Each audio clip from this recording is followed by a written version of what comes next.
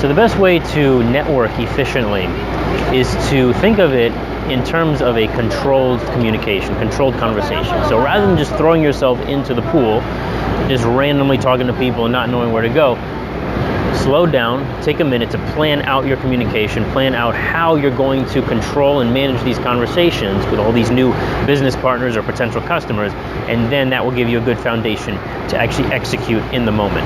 So first comes your opening or introduction. Think of this as like an elevator pitch. It can actually be a little bit longer than an elevator pitch, but it's all about communicating the essence of what you do, what your mission is, the kinds of customers that you work with, the kinds of challenges that you help people resolve, the kinds of pain that you help them avoid, or the extra gain that you contribute to their business or to their lives. After you've given an opening and an introduction of who you are and what you're all about and what your business is about, then you move into the second phase, which is learning all about the other person. So now they've learned about you, now it's time for you to learn about them. A great tactic that you should use at this point in the conversation is asking questions. Very simple tactic, but very powerful. Asking interesting questions specifically to learn more information and how you can potentially help them is very beneficial, because it allows you to absorb more information, learn about the other person, and learn about their business. And it also demonstrates that you're interested in learning about them. So we are always annoyed by people who just talk. They never seem to ask any questions. They don't really seem very interested in us or our personality or our background or what we have to say. If you're asking intelligent questions that demonstrate that you're paying attention and you're actually interested in learning about the other person, it's very beneficial, and it's also very flattering to the other person. After you've asked questions and you've learned all about them, the next phase is to strategically see how you can connect their challenges and their situation to your specialty and what you offer.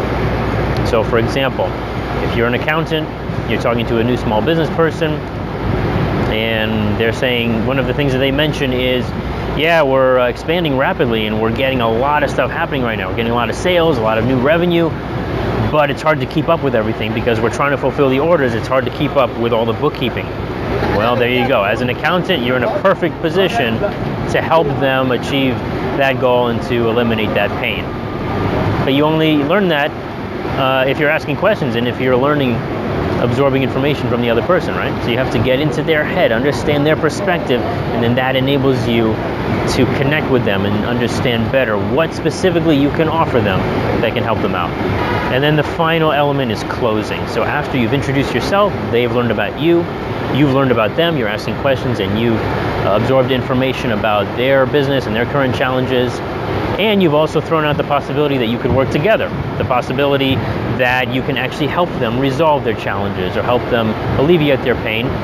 Then comes the close. And the close can come in the form of exchanging contact information, phone numbers, emails, social media, or it could come in the form of setting up an appointment.